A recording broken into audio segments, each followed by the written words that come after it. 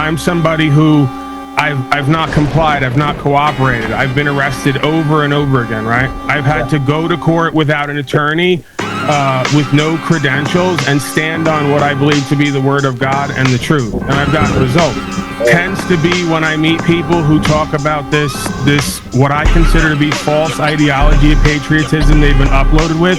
Usually these are the same folks who tell me we're very courageous, we want to save the children, we're going to be idols and heroes, but they're not willing to sacrifice and go to jail and be activists and potentially have to sacrifice and give everything up to be given everything back.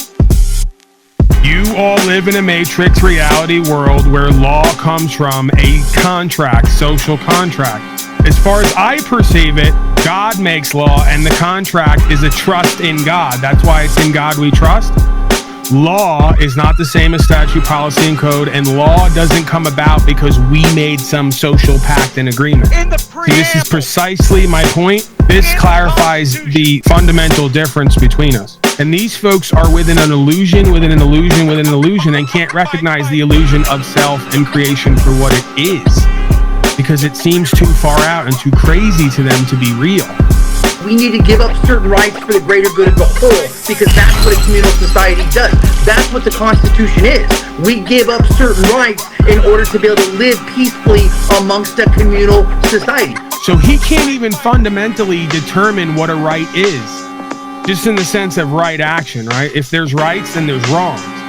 So in his world, not having a connection to God / conscience locally, that's a good term for the clinical folks, conscience, him and others being conscienceless beings have to always refer to paperwork and don't know the difference objectively between right and wrong. And that's why they can't figure out what God is, or have the experience of God, or be trusting with equity and faith, right? They don't know common sense. They don't know the common law, because they think law comes from us all sitting around together and making agreements that we had a right yesterday to kill and rape, but today we're going to give up that right. Because in this new society, raping and killing is not wrong. It's either right or it's wrong.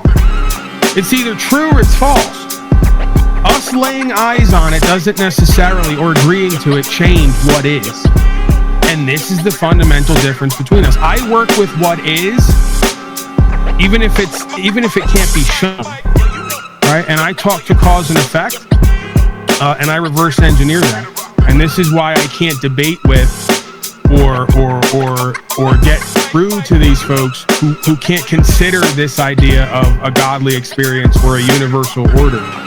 You must give up certain rights, your right to kill, or your right to assault, or your right to steal, or your right to rape. He did even more. See, they say I lie and I bullshit here. I only said 2. He gave 5 examples of wrong behaviors he thinks we naturally have a right to do.